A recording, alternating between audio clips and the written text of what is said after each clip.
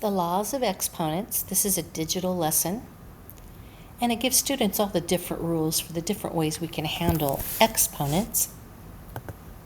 So it starts with explaining that exponents are a math operation that tell us that a number is multiplied by itself a certain number of times.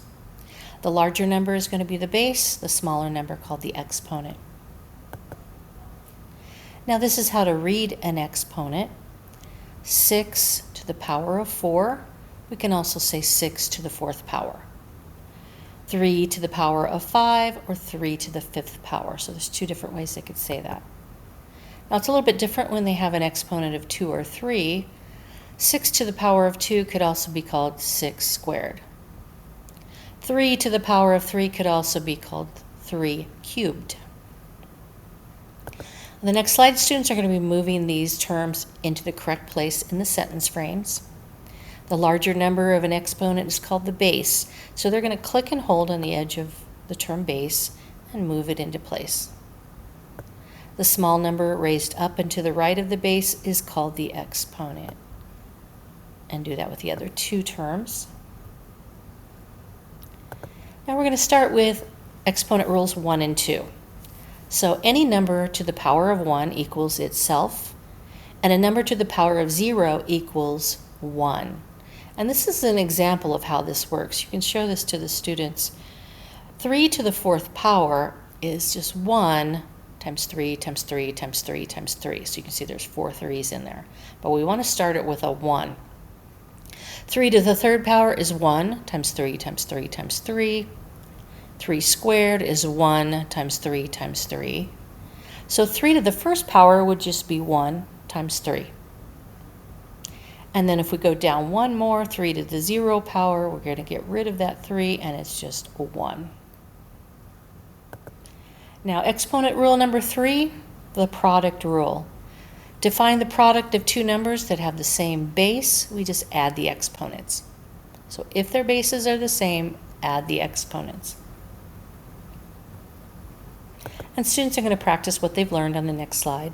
So they're just going to type in the answer. 6 to the 0 power, they're going to type in 1. 7 to the 1st power would be 7. When we get over here the bases are the same and we're multiplying, so this would be the same as 2 to the 7th power. And then go ahead and figure out what that answer is. Here we have 4 to the 3 plus 1, or 4 to the 4th power. And they can figure out that answer. And then x squared times x to the 6th would just be x to the 8th power. Then we go on to rule number 4, the quotient rule. So if we're dividing two numbers with the same base, we subtract the exponents. So here this would be 5 to the 2nd power, or 5 squared. Exponent rule number 5, the power of a power. So when we're raising an exponent to another power, we multiply the exponents. So 5 to the 3 times 2, or 5 to the 6th power. They're going to practice what they've just learned on the next slide. So here we have 6 to the 4 minus 2, or 6 squared. They can figure out that. They can just type in 36. Here we're going to again subtract the exponents. The answer would be 3 to the 3rd power, or 3 cubed. And they're going to do the same thing, and when they get down to the last two, they've got a power of a power, so this would be 2 to the 6th power. They're multiplying. Slide 12 has exponent rules 6 and 7, the power of a product. So if we have two numbers here that are multiplied times each other, and this whole thing is to a power, it's the same as separating them into x to the 3rd times y to the 3rd.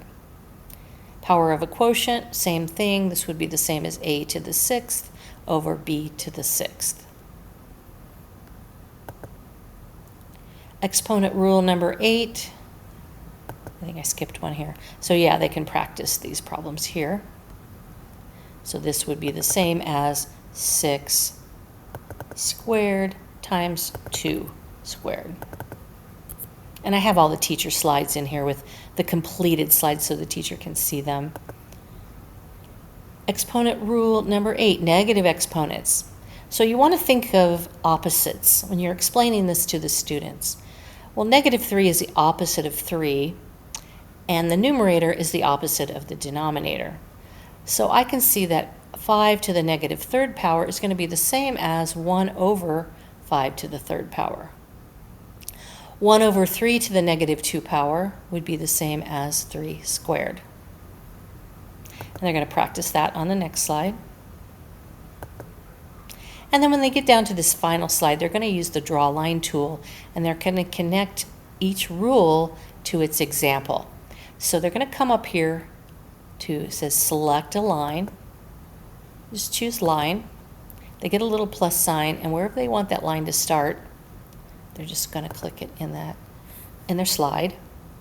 So this would be negative exponents. So I can just take this, click and hold on this little circle, and connect it to negative exponents. They're going to do the same thing with all 5. Students can play around with this too. They can change the color, and they could also change the thickness of the line. So they can play around with that and make it their own. And then they just get a little nice work at the end. So this is the laws of exponents, a digital lesson.